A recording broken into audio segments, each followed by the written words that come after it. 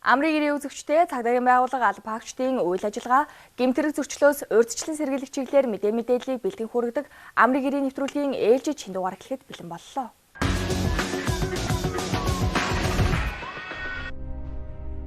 Цар тахлын улбар шар төвшингээс шар төвшин чилжсэн 2 дахь 7 хоног. Гамшигаас хамгаалах өндөржүүлсэн бэлэн байдлыг цуцлах засгийн газрын тогтоол батлагдсан. Мөн нийслэлийн нутаг дэвсгэрт согтууруулах хундаа худалдах, түүгээр үйлчлэх, тусгай зөвшөөрөлтэй худалдаа үйлчлэгээний газруудын ажиллах цагийн хязгаарт өөрчлөлт орсонтой холбогдуулан согтуугаар үйлдэгдэх гэмтрэг зөрчлөөс урьдчилан сэргийлэх шөнийн сурвалжлагыг бэлтгэн хүргэж байна. За тээврийн цагдаагийн албаны жижигүүрийн шуурхай удирдлагын хэлцэд шарт төвшин шилжихээс өмнөх 7 хоногийн 5 дахь өдрийн байдлаар тээврийн цагдаагийн албанд нийт 279 дуудлага мэдээлэл ирснээс үүнээс согтуу жолоочийн мэдээлэл нь 31 байсан. Шарт төвшөнд шилжсэн 7 хоногийн 5 дахь өдрийн байдлаар 370 дуудлага мэдээлэл хүлээн авснаас үүнээс 40 согтуу жолоочийн дуудлага байсан. Өмнөх 7 хоногтой харьцуулахад нийт дуудлага бага зэрэг өссөн боловч согтуу жолоочийн мэдээлэл, согтуу жолоочийн дуудлага нь өмнөх 7 хоногтой харьцуулахад 9-1-ээр өссөн байна. Тээврийн цагдаагийн албаны жижигүүрийн шуурхай удирдлагын хэлцээс мэдээллийг авсны дараагаар бид Баянгол, Баянзүрх, Сүхбаатар болон Хангуул дүүргийн нутаг дэвсгэрээс үргэлжлүүлэн мэдээллийг бэлтгэн хүргэж байна. 20 дугаар сарын 24-ний өдрийн шөнийн тэгтэг цагт нийслэлт хотын төв зам болон гэр хорооллын дундах туслах замуудад тээврийн хэрэгслийн хөдөлгөөн их байсан бөгөөд согтууруулах хундааны зүйл хэрэгэлсэн үедээ тээврийн хэрэгсэл жолоодсон, урсгал сүрсэн, зам тээврийн осол гаргасан хэд хэдэн зөрчлүүд илэрсэн юм а. Шөнийн цагаар үйлдэгдэх зам тээврийн осол аваарыг бууруулах, урьдчилан сэргийлэх, тээврийн хэрэгслийн бүрэн бүтэн байдлыг хангуулах зорилгоор цагдаагийн алба хаагчид өдөр бүр хяналт шалгалтыг тогтмол зохион байгуулж байна. Зөвхөн энийг үлдээгээд болоо та. 3-4 секунд тасралтгүйгээр үлдээ чинь. За амсгаа гүнзгий ав. За үлдээ. За болсон. За одоо энэ хараараа, энэ тухаараа. За энэ хэд гэж байна? За энэ жолооч нь арх согтуулах хундаа зүйл хэрэгсэн үедээ тээвэр хэсэл жолоодсон байна. За согтолтын зэрэг нь 2 бүхэл 43% та гарсан байна. Энэ юу гэхээр тухайн жолооч юм нь одоо бие авч явах чадваргүй үедээ замын хөдөлгөөнд оролцсон байна гэж хэлж байна. Тэгэхээр жолооч нар арх согтуулах хундаа зүйл хэрэгсэн үедээ тээвэр хэсэл жолоодохоос аль болох зайлсхийх, дуудлагын таксигаар одоо явах, аль эсвэл эрүүл хүнээр жолоо оруулж авах одоо анхааруулж хэлмээр байна. Мөн таны ойр орчинд байгаа хүн арх согтуулах хундаа зүйл хэрэгсэн үедээ тээвэр хэсэл жолоодож байгаа бол та түүнийг заавал тассан зогсоож цагдаагийн байгууллага дуудлага мэдээлэл өгөхийг одоо иргэдээ уриалж хэлмээр байна. Эрүүгийн хуулийн 27 дугаар бүлэг хөдөлгөөний аюулгүй байдал тээврийн хэрэгслийн ашиглалтын журмын эсрэг гэмтрэг. Авто тээврийн хэрэгслийн жолооч хөдөлгөөний аюулгүй байдлын тухай хууль түүнд нийцүүлэн гаргасан захиргааны хэм хэмжээний актыг зөрчсөний улмаас хүний эрүүл мэндэд хүндөвтөр хохирол учруулсан бол 451-ээс 5401-тэй тэнцэх хэмжээний төгрөгөөр торгох эсвэл 240 цагаас 720 цаг хүртэл хугацаагаар нийтэд тустай ажил хийлгэх эсвэл 1 сараас 1 жил хүртэл хугацаагаар зорчих эрхийг хязгаарлах ял шийтгэн. Энэ гэмт хэргийг согтуурсан мансуурсан үедээ тээврийн хэрэгсэл жолоодох эрхгүй хүн хүний эрүүл мэндэд хүнд хохирол учруулж их хэмжээний хохирол учруулж үйлдсэн бол тээврийн хэрэгслийн жолоодох эрхийг 1 жилээс 3 жил хүртэл хугацаагаар хасаж 6 сараас 3 жил хүртэл хугацаагаар зорчих эрхийг хязгаарлах эсвэл 6 сараас 3 жил хүртэл хугацаагаар хорих ял шийтгэн. Яг одоо бид бүхэн Баянзүрх дүүргийн 7 дугаар хорооны нутаг дэвсгээс сансны түнэлэх хяналт шалгалтыг бол хийж ажиллаж байна. Одоо цаг шөнийн 1 цаг болсон боловч нийслэл Улаанбаатар хотын замын хөдөлгөөн дэд тусмаа одоо сансрын түнэл орчим замын хөдөлгөөн бол үргэлжилсэн байна. Тээврийн хэрэгслийн хөдөлгөөн бол тасрахгүй явж байна. Цагдаагийн алба хаагч нар шөнийн цагаар хөдөлгөөнд оролцож байгаа жолооч нарыг арх согтуулах хундаа зүйл хэрэгсэл хэсгийг танагч багцаар шалгаж замын хөдөлгөөний дүрмийг одоо хэрэгжүүлэх ажил арга хэмжээ өгч байна. Цагдаагийн байгууллагаас шөнийн цагаар замын хөдөлгөөнд оролцож байгаа явган зарчиг зам тээвэр өртгөөс урьдчилан сэргийлэх зорилгоор гэрлээр анхааруулалтын нэгдсэн арга хэмжээг зохион байгуулсан. Уг арга хэмжээний гол зорилго нь юу вэ гэвэл замын хөдөлгөөнд оролцож байгаа явган зарчигч нь хар баруун өнгийн хувцастай явж байгаа тохиолдолд ойртоо ирж байгаа тээврийн хэрэгсэлд 20 орчим метрт харагдаж байгаа. 20 метрт харсан жолооч нь тээврийн хэрэгслээ бүрэн зогсоож амжихгүй байгаас явган зарчигчийг мөргөж хөвгцөргээр гэмтээж бүртгэх ослоод одоо байнга бүртгэгцээр байна. Иймд одоо шөнийн цагаар зам хөндлөн гарч байгаа тохиолдолд хэрвээ та хар баруун өнгийн хувцас өмсөн байгаа тохиолдолд ойртоо ирж байгаа тээврийн хэрэгсэлд өөрийгөө анхааруулах зорилгоор хамгийн энгийн зүйл бол гар усныхаа флашлайтыг асааж зам үнэлэн гаргах шаардлагатай байна. Мөн замын хөдөлгөөний дүрм заасны дагуу аль болох гэрэл гэгээтэй хувц хэрэглээд өмсөх, гэрэл ойлгохтой хувцыг өмсөж хэвшгийг одоо иргэдэдтэй уриалжилмаар байна. Энэ оны эхний 1 сарын байдлаар согтууруулах ундааны зүйл хэрэгэлсэн үедээ тээврийн хэрэгсэл жолоодсон 4,000 жолооч бүртгэгдсэн өмнөх оны мөн үеэс 77.7%-аар өссөн үзүүлэлттэй байгаа юм а. За согтуур тээврээс жолоодсон тохиолдолд тээврийн засаг албанаас тээврийн засаг албаны одоо мэдээлэл дүн шинжилгээний нэгцээс гарсан судалгаар сүүлийн 5 жилийн хугацаанд согтуур тээврээс жолоодсон зөрчлөг удам замын хэл шалгалтаар 157 мянган зөрчлөг илрүүлж ялсан байна. За үүнээс 588 хүний амнаас согтуу жолоочийн улмаас одоо амнаас ирсэн байна. Зөвхөн 2021 он гэхэд одоо удам замын хэл шалгалтаар 40 мянган жолоочийг илрүүлж өмнөх онуудын жилүүдийг харьцуулахад 47.7% өссөн юм үзүүлэлт байна. За тэгэхээр энэ тээврийн согтуугаар зөрчил үйлдэж байгаа жолоочдын тоо болон тээврийн тоо өсөлттэй мэдээж шууд холбоотой гэж тарна. Одоогоор Монгол улсад сая 375 мянган тээврээс бүртгэлтэй байгаа. За мөн сая 400 мянган жолооч бүртгэлтэй байгаа. Үүнээс яг зам тээврээс холбогдож байгаа тоо мэдээлэл харахад 18-аас 40 насны эд одоо хөдөлмөрийн насны залуучууд зам тээврээс өртөж хохирж байгаа. За мөн одоо яг согтуугаар тээврээс жолоож хөдөлгөөнд оролцож байгаа одоо жолооч нартай судалгаа авахад яг энэ насны буюу 18-аас одоо 30 насны эд одоо хөдөлмөрийн насны залуучууд согтуугаар тээврээс жолоодож одоо зам хөдөлгөөнд оролцох мөн одоо зам тээврээс л одоо гаргаж байгаа үйлдэлүүд нь тээврийн засаг албан нэлээдгүй үйлдэж байгаа. Тэгэхээр энэ байдлаар одоо гудамж зам хяналт шалгалтыг эрчимжүүлэх хяналт шалгалтыг цагдаагийн байгууллагын хэмжээнд шалгалтыг одоо эрчимжүүлэн ажиллаж байна. Автомашин жолоодоход хүнээс өндөр түвшний сонор сэрэмж ба шийдэмгий байдлыг шаарддаг. Харин согтууруулах ундаа хэрэгэлсэн хүний тархины төв мэдрэлийн системийн ажиллагаа удаашрч мэдээлэл боловсруулах чадамжид муугаар нөлөөлж нүдэн баримжаа болон гарны хөдөлгөөний тохиргоо алдагддаг байна. Та согтуугаар тээврийг хэрэгсэл жолоодсон уу?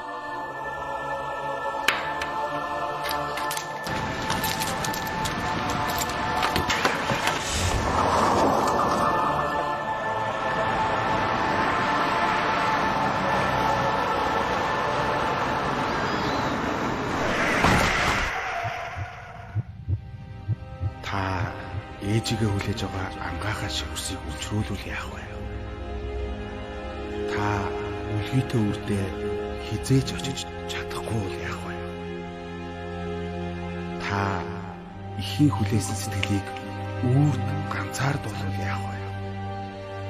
Та бусдыг ч өөрийгөө ч бүлжрүүлээч.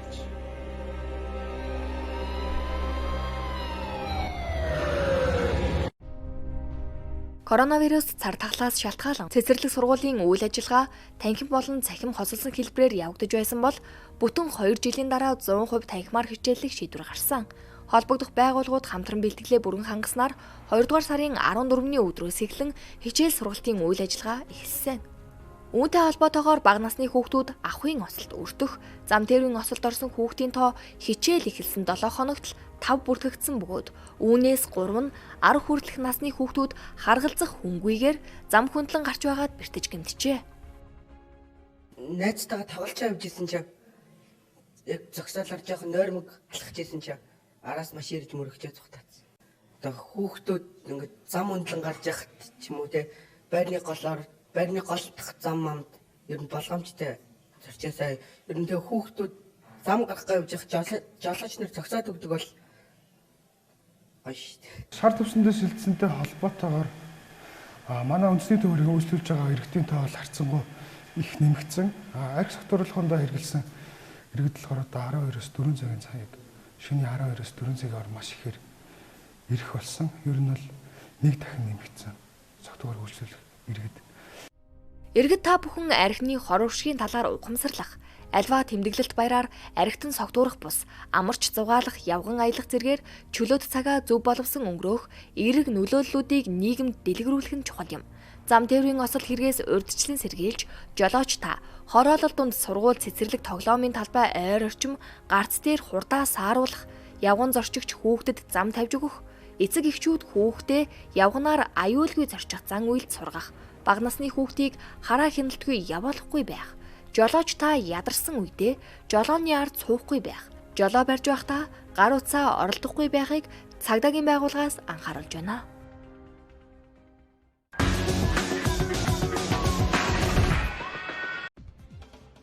Орчин үеийн техник технологийн твшил, хөгжлийн шинэ боломж олгохын зэрэгцээ, нийгмийн бусад сөрөг үзэгдлүүдийг ч дагуулсаар байна. Дэлхийн нийтийг хамарсан коронавируст цар тахалтай холбогдуулан манай улсад төдийгүй дэлхийд даяар цахим орчинд үйлдэгдэж буй гэмтэргийн тоо нэмэгдэж байгаамаа. Сүүлийн жилүүдэд улсын хэмжээнд залилах төрлийн гэмтэрэг нэлээдгүй бүртгэж байгаа. За эдгээрээс зарим зүйлсийг дуртахад бол олонний танил эрхэм хүмүүсээр сошиал орчинд бараа бүтээгдэхүүнээ сурчлагаа хийлгэх, эргээд тухайн пэйж хуудасуулан бараа бүтээгдэхүүнээ захиалга найдвартай мэтэр иргэдийг одоо төөрөгдөлд оруулан бараа бүтээгдэхүүнээ захиалга авч их хэмжээний мөнгийг шилжүүлэн авч бусдыг заллим эхэлж байгаа асуудал нэлээдгүй ус энэ дунд бүртгэж байгаа. Мөн ковид-19 үеийн цад тахалтай холбоотойгоор хил гайлаар одоо хэвийн журмаараа барилгын материал орж ирэхээ болсон. За тэрний өгөхөр мэдээж ариутгал хийх болон бусад нөгөө шалган нэвтрүүлэхэд одоо шалгах үйл ажиллагаа явагдахтай холбоотойгоор бараа бүтээгдэхүүний орж ирэх одоо дараал нь жоохон уртсаж цаг хугацааны хувьд хойшилж байгаа холбоотойгоор барилгын материалын эрэлт ихсэж одоо нийлүүлэлт нь буурч байгаа. Үүнийг заллиг чиглэмж этгээдүүд бас ашиглан Монгол улсын хилээр буюу гадаад улсаас барилгын материалыг хэмжээгээр оруулж ийн, хямд үнээр оруулж ийн гэх байдлаар өөрчлөлт захиалга аавна гэх байдлаар тодорхой хэмжээний мөнгөнд дүн шилжүүлэн авч залилж байгаа асуудал нэлээдгүй байна. Иймд иргэд та бүхэн энэ төрлийн гэмтэргээс өрчсөн сэргийлэхийг цагдаагийн байгууллага сануулж байна. За би фэйсбүүкээр ер нь сошиал орчинд их байдаг. Тэгээд гэрээсээ гарах боломжгүй одоо хүүхдээ авдаг эмэгтэйчүүд одоо гэртээ байх хугацаанд одоо энэ сошиалар маш их бараа худалдаа авч юм тийм ээ. Түркиээс гадаадаас Солонгосоос гээд олон хүмүүс одоо ингээд онлайн шопинг зөндөө их онлайн шопинг одоо Instagram, Facebook дээр байж тэднээс одоо итгээд өөрсдийнхөө одоо ингээд тодорхой хэмжээний мөнгөөр ингээд бараа захиалдаг. Тэр нь одоо ингээд эмэгтэйчүүдийг одоо ингээд зөндөө олон хохирож байгаа тохиолдол сонссон. Энэ удаа л өөрөө яг энэ тохиолдлын хохирогч нь болчиход ингээд нэр гомдолтой байж байна. Одоо тэгээд эргээд холбогдох газар байхгүй ялчгүй цагдаагийн байгууллагад ингээд холбогдсон мэдээлэл өгч байна. Цахим гэмтэрэг нь үндэстэн дамсан зохион байгуулалттай гэмтэрэгт тооцогддог бөгөөд дэлхийн эдийн засагт жилд дунджаар 1.80 орчим ам долларын хохирол учруулдаг. Уг гэмтэргийг үйлдэгчдийн тоо жил бүр нэмэгдэж, арга хэлбэр нь илүү боловсронгүй болсоор байна. Цахим орчин дох олон нийтийн сүлжээ нь сүүлийн жилүүдэд Монгол улсад төдийгүй дэлхийн нийтэд бий болж буй харилцаа холбооны томоохон орон зай бөгөөд энэхүү орон зайд худал мэдээлэл тараах, бусдыг хуурам мэхэлж эд хөрөнгийг нь заллах гэмтэргүүд бүртгэгдсээр байгаа юм а.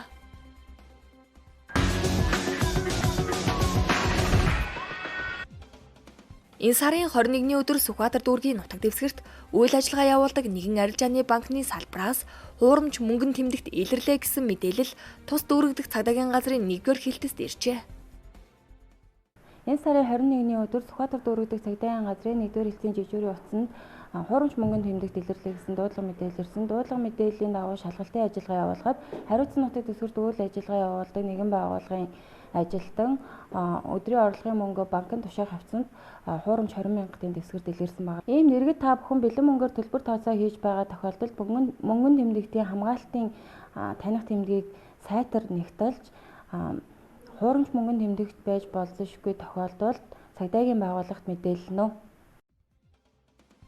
Эрүүгийн хуулийн 18 дугаар бүлэг эдийн засгийн гэмтэрэг. Үнэт цаас цахим карт төлбөрийн бусад хэрэгсэл онцгой албан татварын тэмдэгт санхүүгийн баримтыг хуурамчаар үйлдсэнийг мэдсээр байж хадгалсан, ашигласан, зөөвөрлсөн, тараасан бол 5,401-ээс 27,001-тэй тэнцэх хэмжээний төгрөгөөр торгох. Эсвэл 1 жилээс 5 жил хүртэл хугацаагаар хорих ял шийдэх нь.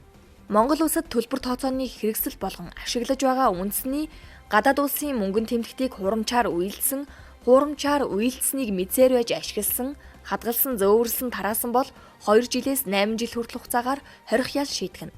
Энэ гэмт хэргийг зохион байгуулалттай гэмт бүлэг үйлдсэн бол 5 жилээс 12 жил хүртэл хугацаагаар хорих ял шийдэх нь.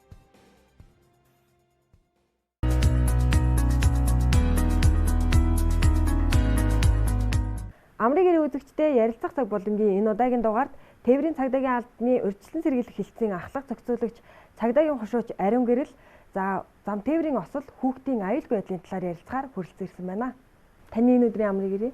Баярлалаа. Тэгэхээр сүүлийн 2 жилийн хугацаанд хичээл сургууль цахимаар орлоо. Хүүхдүүд замын хөдөлгөөнд харьцангуй бага оролцлоо. Эмчлийн үед энэ өнгөрсөн 7 хоногоос эхлээд танхимаар 100% хичээлж байна. Замын хөдөлгөөн хүүхдүүд ер нь хэр их осолд өртөж байна. Ер нь замын хөдөлгөөний нөхцөл байдал хэр байгаа талаар мэдээлэл өгвөл. За баярлалаа. Хүүхдийн аюулгүй байдал гэхээс одоо юуны төрөнд зам тээврийн ослын нөхцөлийн талаар эхлээд иргэд сонсогч нартай мэдээлэл өгье гэж бодож байна. За өнгөрсөн онд нийт 463 хүүхэд өртсөн одоо зам тээврийн осол бүртгэгдсэн. Ослын улмаас 51 хүүхэд амь насаа алдаж 485 хүүхэд одоо гэмтэж бэртсэн байна. За нас баралтын хувьд бол дийлэнх хувь нь буюу 40 одоо хүүхэд бол орон нутгийн замд. За 11 нь бол нийслэл хотод байгаа.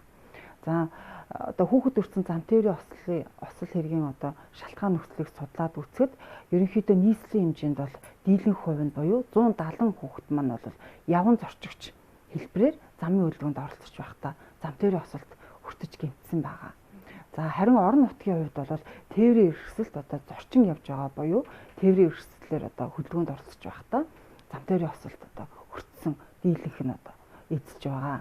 За мөн одоо насны хувьар нь наснаар нь одоо авч үзэхэд бол 0-6 насны хүүхэд бол их байна. За хүүсээр нь бол эрэгтэй хүүхэд.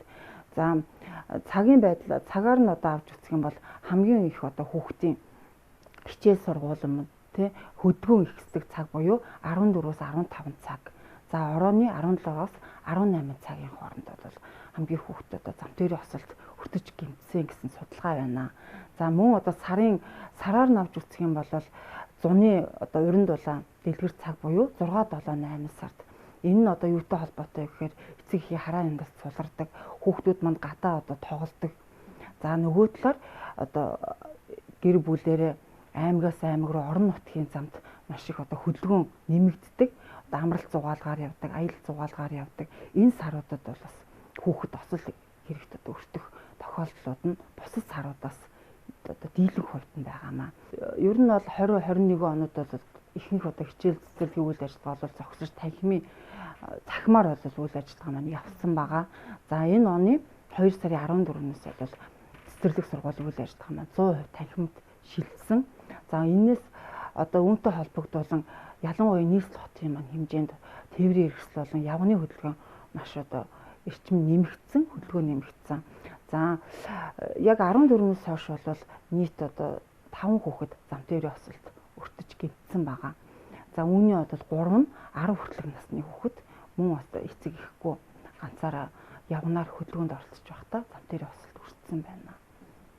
Энэ хүүхдүүдийн зам тээврийн осолд өртөөд байгаа шалтгаан нөхцөл нь юу вэ? Эцэг эхчүүд хүүхдүүдээ хичээл сургуульд нь ганцаарнгийн явуулаад гайхамжгүй хандаад нь уу? Эсвэл бас үзэгдэх харагдах орчин муугаас болоод нь уу? За ерөнхийдөө бол хүүхэд маань өөрөө одоо том насны томчууд болон эцэг эхийн хараа хяналтгүйгээс одоо шалтгаалж зам тээврийн осолд өртдөг гэсэн судалгаа бол байгаа гэж би түрүүнд хэлсэн. Үүн дээр бол яг 3 одоо замын хөдөлгөөний дүрмтэйгээ уялдуулаад 3 шалтгааныг одоо хэлье гэж бодож байна. За эхний ээлжинд бол жолооч тээврийн эрсдэлтэй хөдөлгөөн эхлэхдээ буюу хөдөлгөөнд оролцохдоо зам орчноо одоо бүрэн гүйцэж шалгах. За тээврийн эрсдлээ одоо тойрч биечлэн шалгах үүрэгтэй байдаг. Гэтэл яг энэ одоо үүргээ биелүүлээгүйгээс өнөөдөр гэр хорооллын гудамж талбай. За тэгээд хашаан дотроо бага насны хүүхэд тоглож байгаад одоо машинд тээврийн эрсдэл мөргөгдөх байдлаар осолд өртөж амь насаа алдаж байна. Одоо 2020 онд гэхэд бол 15 хүүхэд яг энэ осолд өртөж нас барсан байдаг бол 21 онд бол 8 хүүхэд байна.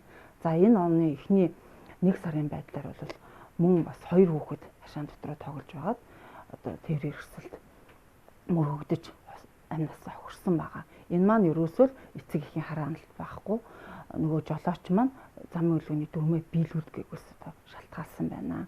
За нөгөө төгөөр би бас түрүүнд хэллээ.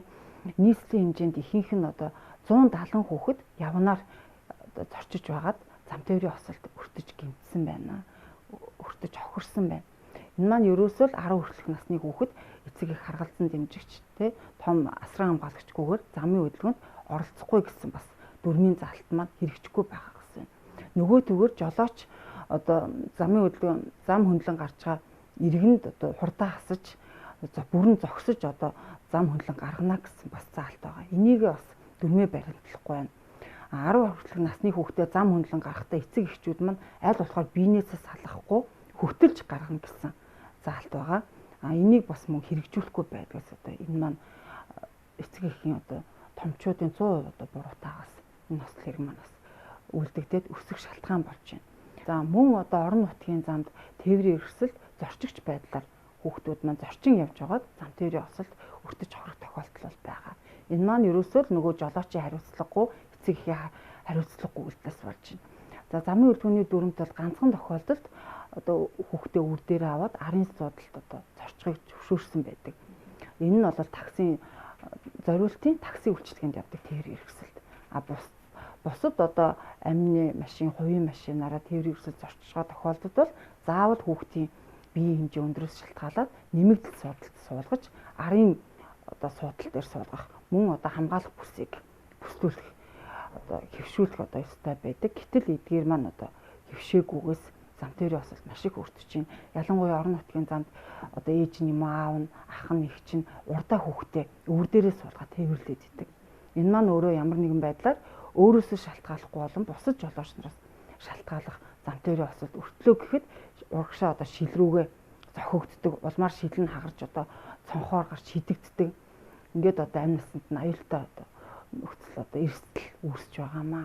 Мэдээлэлсэнд баярлалаа. Тэгэхээр ярилцлагын төгсгөлтөө бас эцэгчид болон хүүхдүүдэд өгөх зөвлөмж байвал. Ер нь үр хүүхд гэдэг маань ер нь гэр бүл бидний бас үнд зүйл байдаг.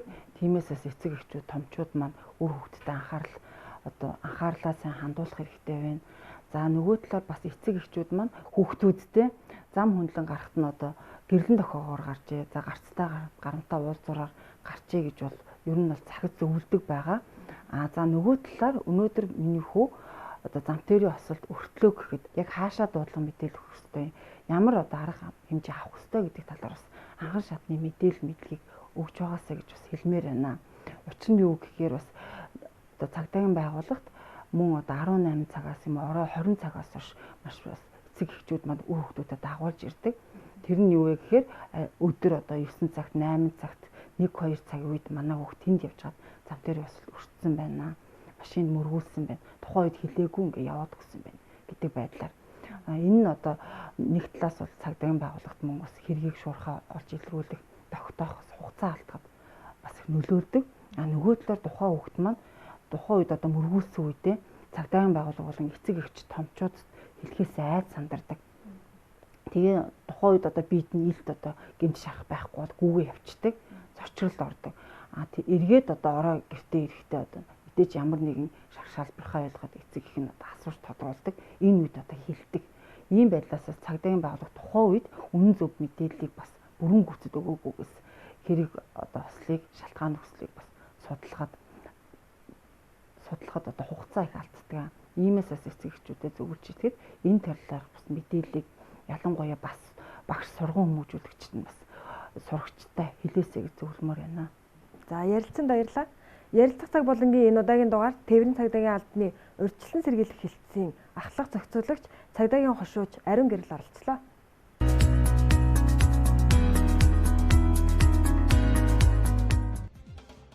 Монгол улсад орчин цагийн дотоодын цэрэг үүсэж хөгжсөний түүхт 100 жилийн ойг тохиолдуулан дотоодын цэргийн анги, тусгай салбар, салааны албаагчдын дунд нийтийн Монгол бүхийн барилдааныг энэ сарын 23-ны өдөр Монгол бүхийн өргөөнд зохион байгууллаа. За Монгол улсад орчин цагийн дотоодын цэрэг үүсэж хөгжсөний 100 жилийн ойн арга хэмжээг энэ жил тохиогтой холбогдуулаад дотоодын цэргийн хэмжээнд соёл хүмүүжил сурталчилгааны чиглэлээр олон ажил арга хэмжээг одоо төлөвлөд ажиллаж байна. Бид өнөөдөр энэ Монголын үндэсний бүхий холбоотой хамтраад нийтийн Монгол бүх барилдааныг дотоодын цэргийн анги байгууллагын хэмжээнд зохион байгуулж байна. Одоо энэ арга хэмжээнд дотоодын цэргийн анги байгууллага, тусгай салбар, салаадын нийт 256 бүх барилдаж байна. За ингээд энэ тэмцээн уралдаанд оролцож байгаа багштай амжилт хүсэж байна. Нээлттэд дотоодын цэргийн штабын орлогч, харуул хамгаалалтын хэлтсийн дарга дэд хурандаа чин зориг, захиргааны удирдлагын хэлтсийн дарга хурандаа дугар сүрэн болон анги салбарын захирагч, албаагч, хугацаа цэргийн албаагчид оролцлоо. За би дотоодын зэргийн 100 жилийн нэрмжт барилдаанд Ховд аймгаас ирж оролцож байна. Ховдын тусгай салбараас ирж оролцож байна. 100 жилийн ойд ирж барилдаанд барилж байгаадаа баяртай байна. За дотоодын зэргийнхаа нийт бие бүрэлдэхүүнд 100 жилийн ой мэнд хүргээд одоо ингээд бүгдэнд нь ажил хөдөлмөрийн авид өндөр амжилт хүсье. Дотоодын зэргийн яруу алдар бадрах болтугай. Барилдаанд дотоодын цэргийн байгууллагын офицер, ахлагч, хугацаат цэргийн нийт 250 бүх хурд хүч, авиас чадвар, авхаалч самбаа уран мэхээ уралдуулах юм. Нийтийн Монгол бүхийн барилдаанд оролцож буй албаагчдаа спортын өндөр амжилт хүсье.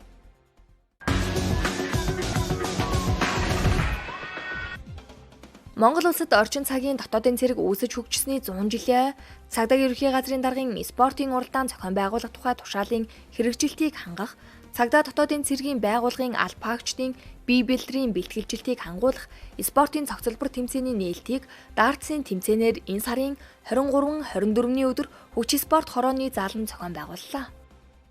За өнөөдөр цагдаа дотоодын цэргийн анги байгууллагуудын 2022 оны спортын уралдаан тэмцээний нээлттэй арга хэмжээ болж байна. За энэ хүн нээлттэй арга хэмжээ Монголын дартсын холбоотой хамтран дартсын тэмцээнээр эхэлж байна. Дартсын тэмцээн 2 өдөр үргэлжлэх бөгөөд цагдаа дотоодын цэргийн 62 анги байгууллагын эрэгтэй 102, эмэгтэй 80, нийт 182 албаагчид оролцож байгаагаас орон нутгийн 18 аймаг дахь цагдаагийн газар хилцээний албаагчид оролцохоор ирсэн юм а. Тэгээ дартсын спортоор хичээлээд 2 жил болж байна. Анхан шатанд оролцоод байна. Дартсын албаноос зохион байгуулж байгаа тэмцээнд оролцоод байна. Тэгээд хотод бол энэ хүчээр танхуудаа оролцож байна. 2019 онд Хятад улсын Чиндөө хотод цагдаагийн дэлхийн аварга миний би бас оролцож ирсэн. Одоо энэ жил бас амжилттай оролцсон Байранд баг тамирчид маань Нидерланд улсад бас цагдаагийн дэлхийн аваргад оролцохоор байгаа. Ингээд нийт оролцож байгаа баг тамирчидтай спорт өндөр амжилт хүсье. Цагдаагийн байгууллагаас Монголын дартсын холбоотой хамтран албаагчдын дунд дөрөвдөх жилдээ зохион явуулж буй энэхүү тэмцээнийг тус холбооны 19 тамирчид шүүн явуулж байна. Тэмцээнд оролцож буй нийт баг тамирчидаа амжилт хүсье.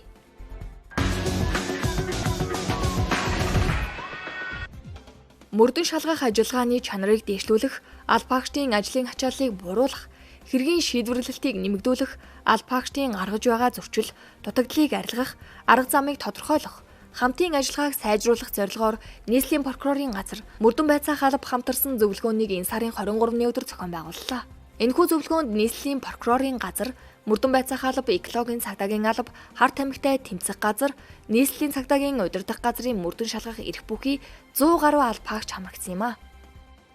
Сүүлийн үед ихээр үлдэгдэж буй задлан мэхлэг гэмтэрэг болон ер нь мөрдөн шалгах ажиллагаанд хэрэг шалгах ажиллагаанд учирж байгаа хүндрэл бэрхшээл, албаагчдаас гаргаж байгаа алдаа дутагдлыг засаж залруулах, хэргийн ачааллыг бууруулах, хэрэгүүдийг хуулийн дагуу шийдвэрлэхэд гол ач холбогдол нь одоо байгаамаа энэ зөвлөгөөний.